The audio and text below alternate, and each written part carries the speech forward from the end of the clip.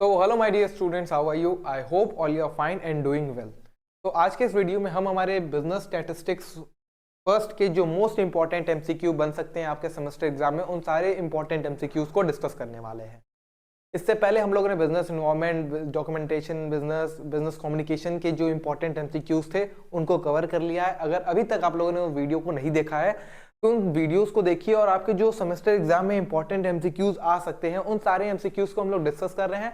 और आने वाली सभी वीडियो में हम लोग जो भी आपके सब्जेक्ट्स हैं आपके फर्स्ट सेमेस्टर के, उन सारे सब्जेक्ट्स के जो इंपॉर्टेंट एमसीक्यूज होंगे जो आपके सेमेस्टर एग्जाम में आ सकते हैं, उन सारे एमसीक्यूज को सॉल्व करेंगे और साथ ही साथ आपको सारे एमसीक्यूज के पीडीएफ भी प्रोवाइड करते चलेंगे। तो अगर अभी तक आप लोगों ने सारथी बैच में एनरोल नहीं किया है खुद को, तो तुरंत जाके एनरोल करिए, बिकॉज अब टाइम काफी कम बचा है। पेपर आपका 29 तारीख से शुरू होने को है। तो जो भी चीजें आपको प्रोवाइड की जा रही हैं, जो भी पीडीएफ्स आपको प्रोवाइड किए जा रहे हैं, जो भी एमसीक्यूज आपको प्रोवाइड किए जा रहे हैं, उसको आप सीरियसली देखिए, अच्छे से समझिए। नहीं समझ में आ रहा है तो जो हम लोग क्वेश्चन के साथ आंसर प्रोवाइड कर रहे हैं उसको देखते चलिए, उसको याद करते चलिए, बिकॉज इसके बाहर से आपके सेमेस्टर एग्जाम में एक भी क्वेश्चन नहीं आएगा। और जो भी चीजें हम लोग प्रोवाइड कर रहे हैं उसको आप अच्छे से नोट डाउन करते चलिए। तो विदाउट वेस्टिंग एनी टाइम हम लोग अपने बिजनेस स्टैटिस्टिक्स फर्स्ट के जो मोस्ट इंपॉर्टेंट एमसीक्यूज है उसको शुरू करते हैं, उसको डिस्कस करना शुरू करते हैं। और आप लोग से अनुरोध है कि एक कॉपी और पेन साथ में लेके बैठिए। जो क्वेश्चन आपको आंसर मैं पढ़ूंगा, अगर आपको आंसर पता है आंसर करिए, फिर मैच करिए कि ठीक है, गलत है या सही है।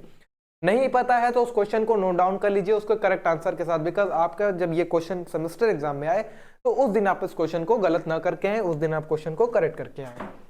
तो शुरू करते हैं अपने पहले क्वेश्चन से। हमारा पहला क्वेश्चन क्या कह रहा है कि which of the following is the explanatory variable in the study. तो हिंदी में भी लिखा है, इंग्लिश में भी लिखा है। जिसको इंग्लिश में नहीं समझ में आ रहा है वो हिंदी में रीड कर ले, जिसको हिंदी में नहीं समझ में आ रहा है वो इंग्लिश में रीड कर ले। क्वेश्चन वीडियो लंबी ना हो इसमें, इस वजह से मैं एक ही लैंग्वेज में क्वेश्चन को रीड करूंगा, तो आप लोग चिंतित मत होइएगा, दोनों लैंग्वेज में यहाँ पे क्वेश्चन लिखा हुआ है। तो क्वेश्चन नंबर पहला कह रहा है कि इस अध्ययन में निम्नलिखित में से कौन सा व्याख्यात्मक चर है, यानी कि which of the following is the explanatory variable in the study.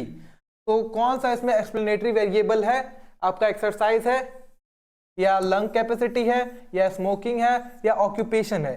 तो इसका जो करेक्ट आंसर होगा वो होगा आपका ऑक्यूपेशन। आगे बढ़ते हैं क्वेश्चन नंबर 2 की तरफ। Which of the following is the confounding variable in the study. तो कंफाउंडिंग वेरिएबल कौन सा है, यानी कि निम्न अध्ययन में से निम्नलिखित में से कौन सा भ्रमित करने वाला वेरिएबल है, यानी कि कौन सा इसमें से कंफाउंडिंग वेरिएबल है। तो इसमें से कंफाउंडिंग वेरिएबल कौन सा है? लंग कैपेसिटी है या स्मोकिंग है या ऑक्यूपेशन है या एक्सरसाइज है? तो जो एक्सरसाइज है ये आपका कंफाउंडिंग वेरिएबल है। ठीक है, जो जो ऑप्शन मैं बताते चल रहा हूँ, जो जो क्वेश्चन डिस्कस कर रहा हूँ, सारी चीजें नोट डाउन करते चलिए। जो आपको नहीं समझ में आ रहा है वो आप हम लोग कमेंट सेक्शन में पूछ भी सकते हैं। ठीक है, आगे बढ़ते हैं क्वेश्चन नंबर 3 की तरफ। क्वेश्चन नंबर 3 क्या कह रहा है? A magazine printed a survey in its monthly issues and asked reader to fill it out and send it over 1000 reader did so. This type of sample is called. यानी कि एक पत्रिका ने अपने मासिक अंक में यूज सर्वे प्रिंट किया है और पाठकों से इसे भरने और इसे 1000 से अधिक पाठकों को भेजने के लिए कहा है। इस प्रकार के नमूने को क्या कहा जाता है? तो इसको क्या कहा जाता है? A self selected sample, a sample random sample या स्ट्रेटिफाइड सैंपल या क्लस्टर सैंपल। तो इसका जो करेक्ट आंसर होगा वो होगा आपका ऑप्शन नंबर ए, यानी कि क्लस्टर सैंपल। आगे बढ़ते हैं क्वेश्चन नंबर 4 की तरफ। Which one of these statistics is unaffected by outliers? तो यानी कि निम्न में से कौन सा आंकड़ा बाहरी लोगों से अप्रभावित है? तो बाहरी लोगों से अप्रभावित कौन है? मीन, स्टैंडर्ड डेविएशन, रेंज या इंटरक्यूरेट रेंज। तो इसका जो करेक्ट आंसर है वो है आपका ऑप्शन नंबर बी। आगे बढ़ते हैं क्वेश्चन नंबर 5 की तरफ। क्वेश्चन नंबर 5 क्या कह रहा है? Listing of the data in order to numerical magnitude is called, यानी कि संख्या परिणाम के क्रम में डेटा की सूची को क्या कहा जाता है? कोई भी डाटा अगर आप किसी भी ऑर्डर में अरेंज कर रहे हो, उसको सुव्यवस्थित कर रहे हैं, कोई भी अगर हमारे पास सीरीज है, कोई भी हमारे पास डाटा है, डाटा को आंकड़ा कहते हैं, कोई भी हमारे पास आंकड़ा है उसको हम सुव्यवस्थित ढंग से उसको प्रेजेंट कर रहे हैं, रिप्रेजेंट कर रहे हैं, तो उसको हम लोग क्या कहेंगे? उसको हम लोग क्या कहेंगे? उसको हम लोग कहेंगे अरेंज डाटा कहेंगे, उस डाटा को क्या कहेंगे, अरेंज डाटा कहेंगे। आगे बढ़ते हैं क्वेश्चन नंबर 6 की तरफ। क्वेश्चन नंबर 6 कह रहा है a part of population selected for study scold, यानी कि अगर हम कोई सर्वे कलेक्ट कर रहे हैं, कोई सर्वे कर रहे हैं, उसमें जिस पॉपुलेशन यानी कि जिस एरिया के लोगों को, जिस हमारी जो सर्वे कर रहे हैं, जिस लोगों से हम आंकड़े को कलेक्ट कर रहे हैं, उस पॉपुलेशन को क्या कहा जाता है। कोई एरिया है, अगर इस एरिया में हम लोगों से सैंपल कलेक्ट कर रहे हैं तो इस एरिया के लोगों को, जो हमारी टोटल पॉपुलेशन है, इसको क्या कहा जाएगा, तो इसको हम लोग क्या कहते हैं, सैंपल कहते हैं। यानी कि जिस पॉपुलेशन से हम डाटा को कलेक्ट करते हैं, जिस पॉपुलेशन से हम डाटा को कलेक्ट करते हैं अपने सर्वे के लिए, अपने स्टैटिकल रिसर्च के लिए, उस डाटा को हम लोग क्या कहते हैं, उसको हम लोग कहते हैं सैंपल कहते हैं। आगे बढ़ते हैं क्वेश्चन नंबर 8 की तरफ। A set of all unit of interest in study is called, वही क्वेश्चन, वही चीज फिर रिपीट की है। A set of all unit of interest in a study is called, इसको क्या कहते हैं, यानी कि एक अध्ययन में रुचि के सभी इकाइयों का सेट को क्या कहा जाता है, तो इसमें क्या कहा जाता है, पॉपुलेशन कहा जाता है। ठीक है, आगे बढ़ते क्वेश्चन नंबर 9 की तरफ। A specific characteristic of a sample is called, यानी कि किसी एक हमारी जो एक सीरीज है, यानी कि हमारा एक सैंपल है, उसकी एक स्पेसिफिक कैरेक्टरिस्टिक्स को क्या कहा जाता है।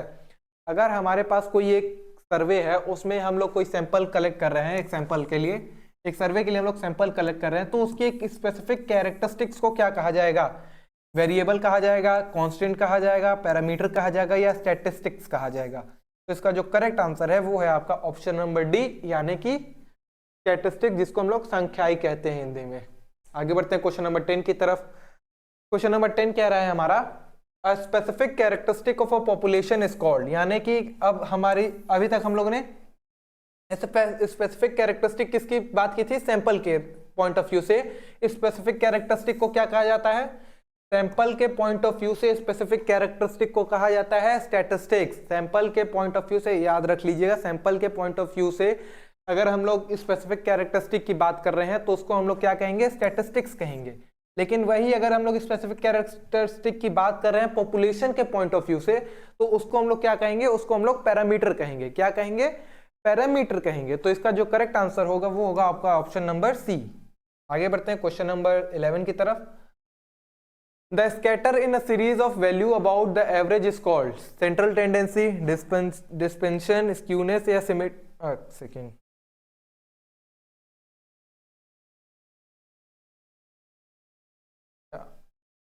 हाँ, ये आ रहा क्वेश्चन नंबर 11 हमारा।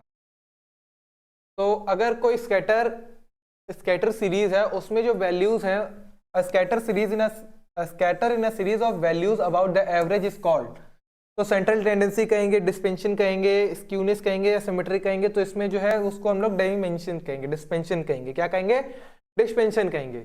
आगे बढ़ते हैं क्वेश्चन नंबर 12 की तरफ। The measure of dispensation can never be, तो डिस्पेंशन की जो वैल्यूज है वो क्या नहीं हो सकती, पॉजिटिव नहीं हो सकती, जीरो नहीं हो सकती, इक्वल टू 2 नहीं हो सकती, या क्या नहीं हो सकती, तो डिस्पेंशन की वैल्यू कभी नेगेटिव में नहीं हो सकती, -1 नहीं हो सकती, -2 नहीं हो सकती, -3 नहीं हो सकती, इसमें कभी भी डिस्पेंशन की वैल्यू नहीं आ सकती। तो इसका जो करेक्ट आंसर है वो आपका ऑप्शन नंबर सी, यानी कि नेगेटिव है। Function of statistics. अब स्टैटिस्टिक्स के फंक्शन के बेस पे क्वेश्चन आया कि स्टैटिस्टिक्स जो है उसका फंक्शन क्या होता है। स्टैटिस्टिक्स, जिसको हम लोग हिंदी में क्या कहते हैं, सांख्यिकी कहते हैं, उसका जो फंक्शन है वो क्या होता है। स्टैटिस्टिक्स का फंक्शन क्या होता है, ऑप्शन रीड करिए। कलेक्शन ऑफ डाटा, डाटा को कलेक्ट करना। Analysis of data, data collect हो गया, अब उसको एनालिसिस कर रहे हैं। अब इंटरप्रिटेशन ऑफ डाटा, यानी कि उस डाटा को एनालिसिस करने के बाद उस पर इंटरप्रेट कर रहे हैं। तो स्टैटिस्टिक्स का फंक्शन में ये तीनों चीजें आती हैं। तो इसका जो करेक्ट आंसर होगा वो होगा आपका ऑल ऑफ दीज, यानी कि ऑप्शन नंबर डी। आगे बढ़ते हैं क्वेश्चन नंबर 14 की तरफ। If the observation of a variable x are -4, -20, -30, -40, -36, then the value of range will be. इसकी रेंज फाइंड आउट करने की क्वेश्चन क्या है, इसको न्यूमेरिकल है, तो इसको हम लोग अभी आगे आगे इसको डिस्कस करते हैं लास्ट में वीडियो के, कि रेंज कैसे कैलकुलेट होती है, मीन कैसे कैलकुलेट होता है, मीडियन कैसे कैलकुलेट होता है, डिस्पर्जन कैसे कैलकुलेट होता है, ये सारी चीजें। Sampling is a process of learning about the, तो सैम्पलिंग जो प्रोसेस है वो किस चीज के बारे में बताता है, आपके सैंपल के बारे में बताता है, इनएक्यूरेट के बारे में बताता है, पॉपुलेशन के बारे में बताता है, यानी पॉपुलेशन मीन्स व्हाट, जो जिस एरिया से हम लोग चीजों को कवर कर रहे हैं। तो इसका जो करेक्ट आंसर है वो आपका ऑप्शन नंबर बी यानी कि population. If the maximum value of a series is 25 and its range is 15, numerical है, इसको भी हम लोग आगे अभी डिस्कस करेंगे।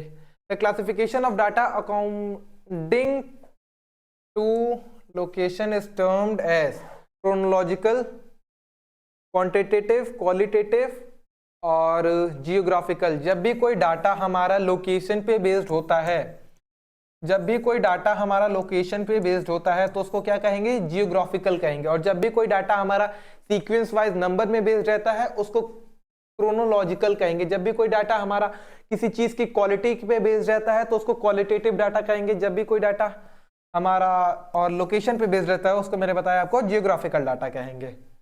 तो क्वेश्चन नंबर 17 का जो करेक्ट आंसर है वो है आपका ऑप्शन नंबर डी यानी कि geographical. The value lying in half away between the upper limit and lower limit is called mid value। Obvious answer है, छोटा क्वेश्चन है कि जब भी कोई हमारी कोई वैल्यू है जो अपर लिमिट और लोअर लिमिट के बीच में आती है तो उसको क्या बोलते हैं। The classes in which the lower limit and upper limit are termed as, the classes in which the lower limit and upper limit are termed as exclusive classes। इसका जो है वो करेक्ट आंसर है यानी कि option number D. The first step in tabulation is, किसी भी tabulation अगर कोई डाटा हम टेबुलेट कर रहे हैं, टेबुलेट मीन्स व्हाट, उसको एक करेक्ट फॉर्मेट में कर रहे हैं तो उसको क्या कहलाता है। जब भी कोई डाटा अगर हम टेबुलेट कर रहे हैं तो उसका जो फर्स्ट स्टेप रहेगा वो क्या कहलाएगा। जब भी कोई डाटा है अगर हम उसको टेबुलेट मीन्स व्हाट, उसको टेबल के फॉर्म में कन्वर्ट कर रहे हैं तो उस डाटा को टेबुलेशन में पहला स्टेप क्या रहेगा। तो उसका जो पहला स्टेप रहता है वो रहता है क्लासिफिकेशन, यानी कि डाटा को सबसे पहले हम लोग क्या करेंगे, क्लासिफाई करेंगे। Question number 21, a systematic arrangement of data in row and column is called. Important है, किसी भी डाटा को अगर हम रो एंड कॉलम में प्रेजेंट कर रहे हैं, कोई भी डाटा है उसको अगर हम लोग रो एंड कॉलम में प्रेजेंट कर रहे हैं तो उस डाटा को क्या कहा जाएगा। जब भी किसी डाटा को हम लोग रो एंड कॉलम में प्रेजेंट करते हैं तो उसको क्या कहा जाता है, टेबल कहा जाता है। क्या कहा जाता है, टेबल कहा जाता है। The numerical information in a statistical table are termed as, यानी कि the numerical information in a statistical table is termed as. तो न्यूमेरिकल इंफॉर्मेशन यानी कि जब भी हमारे पास कोई संख्यायिक इंफॉर्मेशन रहती है यानी कि सूचना रहती है उसको हम लोग स्टैटिकल टेबल में इंफॉर्म करते हैं तो उसको क्या कहा जाता है, उसको क्या कहा जाता है, उस टेबल का बॉडी कहा जाता है। जब भी हम कोई संख्यायिक सूचना किसी टेबल में परफॉर्म करते हैं, जब भी कोई हम लोग संख्यायिक सूचना किसी टेबल में व्यक्त करते हैं, प्रेजेंट करते हैं तो संख्यायिक सूचना को क्या कहा जाता है, उस टेबल का बॉडी कहा जाता है। आगे बढ़ते हैं क्वेश्चन नंबर 23 की तरफ। Dash are the result of data analysis. तो डाटा एनालिसिस का रिजल्ट क्या कहलाता है, स्टैटिस्टिक्स कहलाता है। क्या कहलाता है, डाटा एनालिसिस का रिजल्ट क्या कहलाता है, स्टैटिस्टिक्स कहलाता है। आगे बढ़ते हैं क्वेश्चन नंबर 24 की तरफ। वन डायमेंशनल डायग्राम को क्या कहा जाता है। इंपॉर्टेंट क्वेश्चन है, एग्जाम में आपके आ भी सकता है कि वन डायमेंशनल डायग्राम को क्या कहा जाता है। तो वन डायमेंशनल डायग्राम को क्या कहा जाता है, लाइन डायग्राम कहा जाता है। क्या कहा जाता है, लाइन डायग्राम कहा जाता है। आगे बढ़ते हैं आज के लास्ट क्वेश्चन की तरफ, क्वेश्चन नंबर 25। क्वेश्चन नंबर 25 हमारा आज का लास्ट क्वेश्चन है।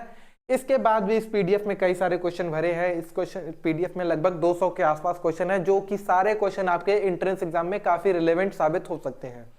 तो वीडियो में सारे क्वेश्चन को डिस्कस करना इम्पॉसिबल टास्क है। तो अगर अभी तक आप लोग ये पीडीएफ नहीं पाए हैं तो डायरेक्ट हमारे सारथी बैच में एनरोल होइए। वहाँ पे आपको सारे सब्जेक्ट्स के पीडीएफ आपको वहाँ पे अवेलेबल करा दिए गए हैं, जिसमें लगभग हर एक पीडीएफ में आपको 200-250 क्वेश्चन देखने को मिल जाएंगे। और उसके बाहर से आपके एग्जाम में, सेमेस्टर एग्जाम में एक भी क्वेश्चन नहीं होगा जो पूछ चल जाए। तो आप लोग सारथी बैच में अभी तक इनरोल नहीं हुए तो तुरंत इनरोल होइए और अपनी तैयारी को एक नया रूप दीजिए जिससे आप अपने सेमेस्टर एग्जाम में ज़्यादा से ज़्यादा मार्क स्कोर कर पाएँ। रीड करते हैं आज के लास्ट क्वेश्चन को, question number 25। The process would be required to ensure that the data is complete and is required तो कौन सा ऐसा डाटा है, कौन सा ऐसा स्टेप है जो हमें बताता है कि जो डाटा हमें चाहिए था वो मिल गया है, हमारी सूचना के जैसे हमारी नीड थी उस हिसाब से हमें डाटा मिल गया है, और उसमें जो अब थोड़ी बहुत कमी रह गई है उसको हम लोग सुधारेंगे। तो ये कौन सा स्टेप करता है, कौन से स्टेप में ये सारी चीजें हम लोग प्रारूप करते हैं, कौन से स्टेप में हम लोग अपने जो डाटा कलेक्ट किए हैं, सैंपल कलेक्ट किए हैं, उसमें डाटा को हम लोग अपने जो नीड है उसके हिसाब से देखते हैं और जो थोड़ी कमियां रहती हैं उसको सुधार करते हैं। तो यही आपसे क्वेश्चन में पूछा है। तो इसका जो करेक्ट आंसर है वो आपका ऑप्शन नंबर सी, यानी कि एडिटिंग। तो ये था आपका लास्ट क्वेश्चन। आई होप आपको ये सारी चीजें आज के वीडियो में समझ आई होंगी। जो भी चीजें मैंने बताई वो सारी चीजें आपको समझ आई होंगी। नहीं समझ आई है तो आपको क्वेश्चन नोट करिए, वीडियो को दोबारा रिवाइंड करके देखिए। जो चीजें नहीं बताई हैं सारी चीजें हम लोग, ऐसी कोई चीज नहीं थी जिसको हम लोगों ने डिस्कस नहीं किया, सारी चीजें हम लोग थ्योरी में डिस्कस कर लिए थे जब हम लोग कॉन्सेप्ट पढ़ रहे थे। तो सारी चीजें मैंने आपको बताई थी। तो इस वीडियो में इतना ही था। अगर आपको कोई डाउट आता है तो आप डायरेक्ट हमारे कमेंट सेक्शन में बता सकते हैं। So that's all in this video. Thank you so much.